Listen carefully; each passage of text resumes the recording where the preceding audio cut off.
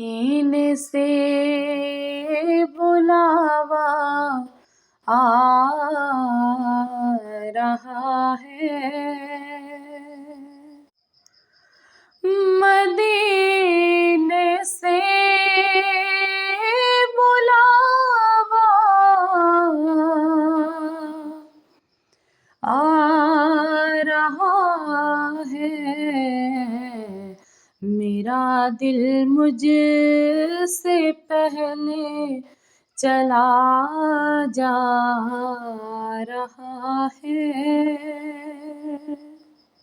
अऊज़ुबिल्लाहि मिनश्शैतानिर्रजीम बिस्मिल्लाहिर्रहमानिर्रहीम अल्लाहुम्मा सल्लि अला सय्यदिना व मौलाना मुहम्मदिन व अला आलिहि व सहबिहि व बारिक व सल्लिम।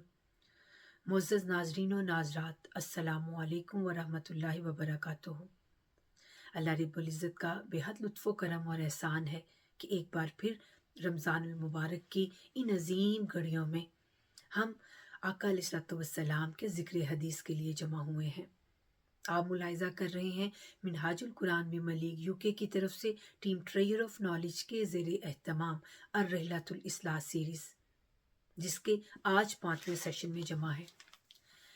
अर्रहलतुल इस्लाह सीरीज़ में हम रोज़ाना की बुनियाद पर किताब अल मिनहाजुस सवी मिनल हदीसुल नबवी सल्लल्लाहु अलैहि वसल्लम इसका मुतालिया करते हैं और आज हम इस किताब के 5th चैप्टर का मुतालिया करेंगे। उनमें से अहादीस का बयान पढ़ेंगे। चैप्टर का नाम है सलातुत तरावी व अददु रकआतिहा, नमाज तरावी और इसकी तादाद रकात। ये चैप्टर इस बुक के 313 पेज से शुरू होता है और इसमें किबला शेखुल इस्लाम ने 30 अहादीस को जमा किया है इस बाब के तहत। जब मैंने इस किताब का मुतालिया किया तो हैरत की इंतहा न रही कि इस किताब में इस बाब के तहत किबला शेखुल इस्लाम ने 30 अहादीस को जमा किया और उन 30 अहादीस को हुजूर शेखुल इस्लाम ने 40 कुतबे अहादीस से इस्तिफादा करने के बाद तहरीर फरमाया है। और वो 40 जो आइमाए अहादीस हैं, चोटी के आइमाए अहादीस हैं, उनकी कुतब का मुतालिया किया है। आपकी इत्तला के लिए मैं उनके नाम ज़रूर अर्ज़ करना चाहूँगी जो कि हैं इमाम मुस्लिम, इमाम बुखारी, इमाम अबू दाऊद, इमाम नसाई, इमाम मालिक, इमाम अहमद बिन हम्बल, इमाम इब्ने खुज़ैमा, इमाम अब्दुल रज़ाक, इमाम बेहकी, इमाम अस्कलानी, इमाम इब्ने अब्दुल बिर, इमाम इब्ने कदामा, इमाम तिरमज़ी, इमाम अबू ईसा, इमाम अत्तबरानी, इमाम इब्ने माजा, इमाम इब्ने रुश्द, इमाम अज़्ज़ैली, इमाम शौकानी, इमाम अज़्ज़रकानी, इमाम फ़रयाबी, इमाम अल-मज़ी, इमाम अस्सनाई, इमाम ज़ाहबी, इमाम अस्सियूती, हज़रत शाह वलीउल्लाह मुहद्दिस देहलवी, हज़रत इब्ने अबी शैबा, हज़रत अब्द बिन हमीद, हज़रत ख़तीब बगदादी, इमाम हैसमी, हज़रत इब्ने हब्बान, हज़रत अज़ीम आबादी, हज़रत अल-मुबारक कफूरी, इमाम इब्ने हज़म, इमाम इब्न हसन, इमाम इब्ने जाद, इमाम मालिक फ़िल मदूनतिल कुबरा, इमाम इब्ने तैमिया और हज़रत इस्माइल बिन मोहम्मद अंसारी। ये वो तमाम आइमाए अहादीस हैं जो चोटी के आइमाए अहादीस हैं। इनकी कुतब से किबला शेखुल इस्लाम ने इस्तिफादा किया और इस बात को साबित किया कि नमाज तरावी जो है वो सुन्नत मुअक्कदा है। ना सिर्फ सुन्नत मुअक्कदा है बल्कि आका अलैहिस्सलाम के दौर के बाद खुलफाए राशिदीन के दौर को अगर हम देखें और आइमा तब ताबईन और आइमा सल्फ सालिहीन के अदवार को देखें तो कहीं भी हमें जो है 8 रकत नमाज तरावी या 12 रकत नमाज तरावी की कोई सनद नहीं मिलती, कोई सबूत नहीं मिलता। आका अलैहिस्सलाम के दौर से लेकर तमाम आइमा सल्फ सालिहीन तक जो मामूल रहा वो 20 नमाज तरावी का रहा और इसको आपने साबित किया है इन कुतब से इस्तिफादा करने के बाद। आइए आप मेरे साथ हम किबला शेखुल इस्लाम की सरबराही में चलते हैं दौरे मुस्तफ़ा में, दौरे खुलफाए राशिदीन में, दौरे सल्फ सालिहीन में और जानते हैं कि आका अलैहिस्सलाम की सुन्नत क्या थी, हुजूर का मामूल क्या था। صحابہ کرام رضوان اللہ علیہم اجمعین کا کیا معمول تھا اور ائمہ سلف صالحین کا کیا معمول تھا۔ آغاز کرتے ہیں پہلی حدیث مبارکہ کا، جو کہ قبلہ شیخ الاسلام نے 11 احادیث کی کتب سے استفادہ کرنے کے بعد اس حدیث مبارکہ کو درج کیا ہے اس کتاب میں، اور ان کے سب ریفرنسز ود پیج نمبرز جو ہیں اس کتاب میں درج ہیں، آپ دیکھ سکتے ہیں۔ ام المومنین حضرت عائشہ رضی اللہ تعالیٰ عنہا سے مروی ہے کہ ایک رات رسول اللہ صلی اللہ علیہ وآلہ وسلم نے مسجد میں نفل نماز پڑھی تو لوگوں نے بھی آپ صلی اللہ علیہ وآلہ وسلم کے ساتھ نماز پڑھی۔ پھر آپ صلی اللہ علیہ وآلہ وسلم نے اگلی رات نماز پڑھی تو اور زیادہ لوگ جمع ہو گئے۔ پھر تیسری یا چوتھی رات بھی اکٹھے ہوئے، لیکن رسول اللہ صلی اللہ علیہ وآلہ وسلم تشریف نہ لائے۔ جب صبح ہوئی تو فرمایا، میں نے دیکھا جو تم نے کیا، اور مجھے تمہارے پاس نماز پڑھانے کے لیے آنے سے صرف اس اندیشہ نے روکا کہ یہ تم پر فرض کر دی جائے گی، اور یہ رمضان المبارک کا واقعہ ہے۔ امام ابن خزیمہ اور امام ابن حبان نے ان الفاظ کا اضافہ کیا، اور حضور نبی اکرم صلی اللہ علیہ وآلہ وسلم انہیں قیام رمضان کی رغبت دلایا کرتے تھے، لیکن حکمن نہیں فرماتے تھے۔ چنانچہ ترغیب کے لیے فرماتے کہ جو شخص رمضان المبارک میں ایمان اور ثواب کی نیت کے ساتھ قیام کرتا ہے تو اس کے سابقہ تمام گناہ بخش دیے جاتے ہیں۔ پھر حضور نبی اکرم صلی اللہ علیہ وآلہ وسلم کے وصال مبارک تک قیام رمضان کی یہی صورت برقرار رہی، اور یہی صورت خلافت ابو بکر رضی اللہ تعالیٰ عنہ اور خلافت عمر رضی اللہ تعالیٰ عنہ کے اوائل دور تک جاری رہی، یہاں تک کہ حضرت عمر رضی اللہ تعالیٰ عنہ نے انہیں حضرت ابی بن کعب رضی اللہ تعالیٰ عنہ کی اقتداء میں جمع کر دیا، اور انہیں نماز تراویح پڑھایا کرتے تھے۔ لہٰذا یہ وہ ابتدائی زمانہ ہے جب لوگ نماز تراویح کے لیے باجماعت اکٹھے ہوتے تھے، اور امام عسقلانی نے التلخیص میں بیان کیا ہے کہ حضور نبی اکرم صلی اللہ علیہ وآلہ وسلم نے لوگوں کو 2 راتیں 20 رکعت نماز تراویح پڑھائی۔ جب تیسری رات لوگ پھر جمع ہو گئے تو آپ صلی اللہ علیہ وآلہ وسلم ان کی طرف حجرہ مبارک سے باہر تشریف نہیں لائے۔ پھر صبح آپ صلی اللہ علیہ وآلہ وسلم نے فرمایا، مجھے اندیشہ ہوا کہ نماز تراویح تم پر فرض کر دی جائے گی، لیکن تم اس کی طاقت نہ رکھو گے۔ اگلی حدیث مبارکہ کا مطالعہ کرتے ہیں، جس کا حوالہ 6 کتب احادیث میں درج ہے۔ حضرت ابو ہریرہ رضی اللہ تعالیٰ عنہ سے مروی ہے کہ انہوں نے فرمایا، حضور نبی اکرم صلی اللہ علیہ وآلہ وسلم حجرہ مبارک سے باہر تشریف لائے تو آپ صلی اللہ علیہ وآلہ وسلم نے دیکھا کہ رمضان المبارک میں لوگ مسجد کے ایک گوشہ میں نماز ادا کر رہے ہیں۔ آپ صلی اللہ علیہ وآلہ وسلم نے دریافت فرمایا، یہ کون ہے؟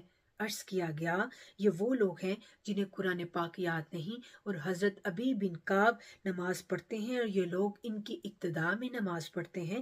تو حضور نبی اکرم صلی اللہ علیہ وآلہ وسلم نے فرمایا، انہوں نے درست کیا، اور کتنا ہی اچھا عمل ہے جو انہوں نے کیا۔ اٹ مینس کہ آقا علیہ الصلوۃ والسلام کو نماز تراویح پڑھنا بہت زیادہ محبوب تھا، اور بہقی کی ایک روایت میں ہے، فرمایا انہوں نے کتنا احسن اقدام یا کتنا اچھا عمل کیا ہے، اور ان کے اس عمل کو حضور نبی اکرم صلی اللہ علیہ وآلہ وسلم نے ناپسند نہیں فرمایا۔ سبحان اللہ۔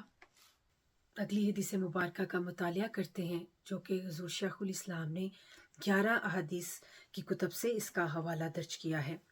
حضرت ابو ہریرہ رضی اللہ تعالیٰ عنہ سے مروی ہے کہ رسول اللہ صلی اللہ علیہ وآلہ وسلم نماز تراویح پڑھنے کی رغبت دلایا کرتے تھے، لیکن حکمن نہیں فرماتے تھے۔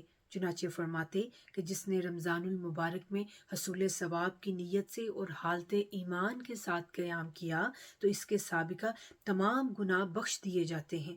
حضور نبی اکرم صلی اللہ علیہ وآلہ وسلم کے وصال مبارک تک نماز تراویح کی یہی صورت برقرار رہی، اور خلافت ابو بکر رضی اللہ تعالیٰ عنہ اور پھر خلافت عمر فاروق رضی اللہ تعالیٰ عنہ کے شروع تک یہی صورت برقرار رہی۔ قربان جائیں اپنے آقا و مولا آقا علیہ الصلوۃ والسلام پر کہ جنہوں نے نماز تراویح کے پڑھنے پر سابقہ تمام گناہوں کی بخشش کا عندیہ دے دیا، تحفہ دے دیا۔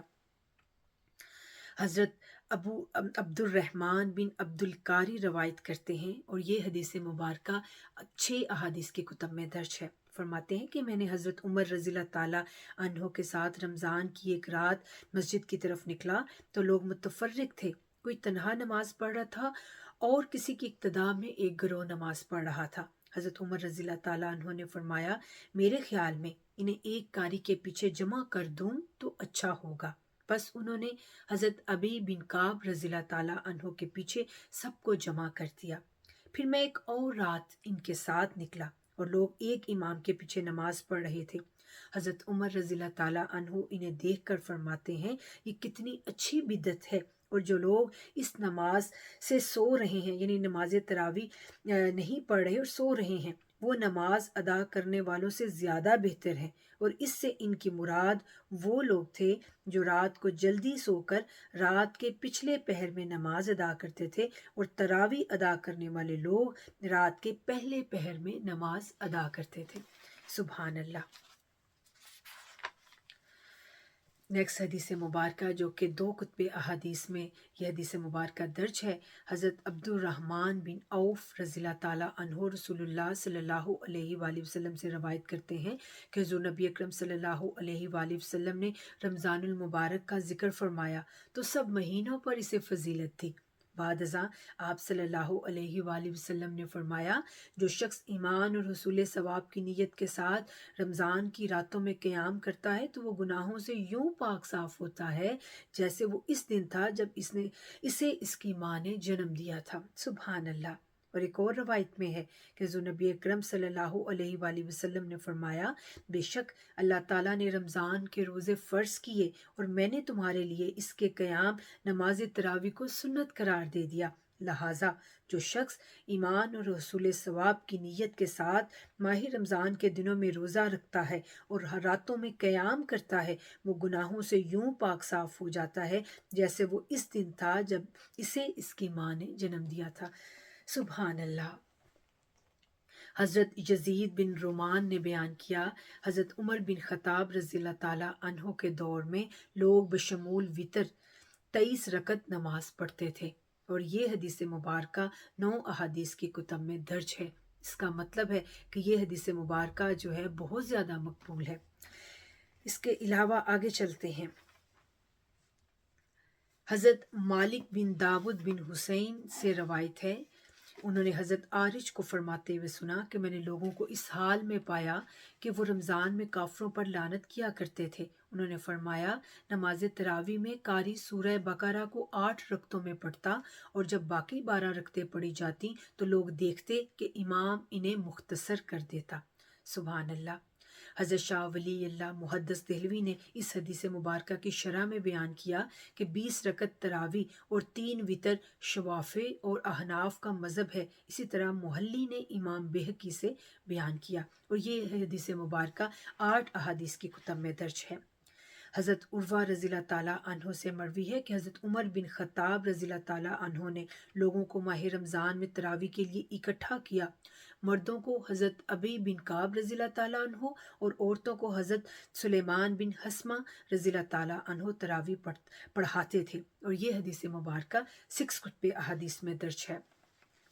امام ابو عیسیٰ ترمذی رضی اللہ تعالیٰ عنہ نے اپنی سنن میں فرمایا اکثر اہل علم کا مذہب 20 رکعت تراویح ہے، جو کہ حضرت علی، حضرت عمر رضی اللہ تعالیٰ عنہما اور حضور نبی اکرم صلی اللہ علیہ وآلہ وسلم کے دیگر اصحاب سے مروی ہے، اور یہی کبار تابعین حضرت سفیان ثوری، حضرت عبداللہ بن مبارک، حضرت امام شافعی رحم اللہ علیہم کا قول ہے۔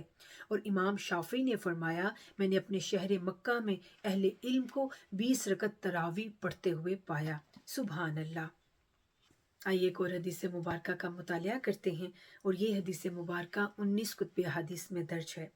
حضرت عبداللہ بن عباس رضی اللہ عنہما سے مروی ہے کہ فرمایا حضور نبی اکرم صلی اللہ علیہ وآلہ وسلم رمضان المبارک میں وتر کے علاوہ 20 رکعت تراویح پڑھا کرتے تھے۔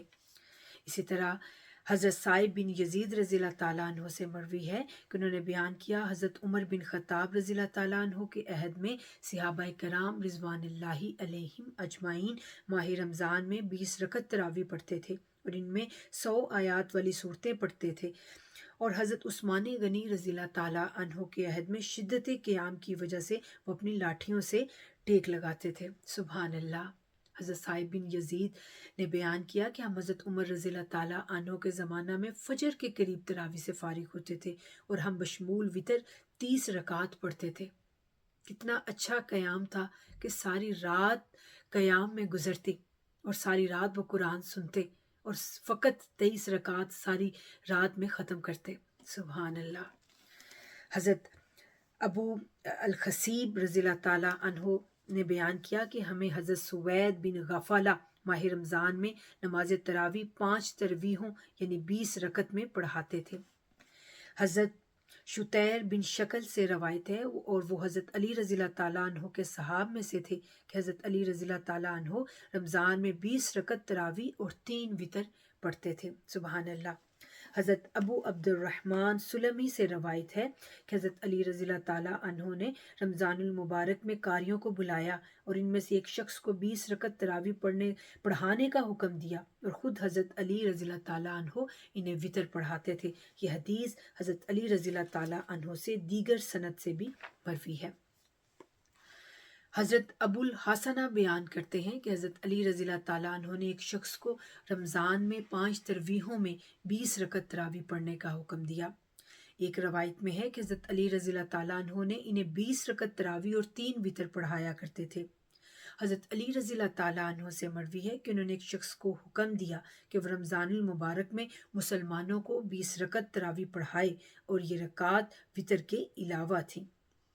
حضرت یحییٰ بن سعید بیان کرتے ہیں کہ حضرت عمر بن خطاب رضی اللہ تعالیٰ عنہ نے ایک شخص کو حکم دیا کہ وہ انہیں مسلمانوں کو 20 رکعت تراویح پڑھائے۔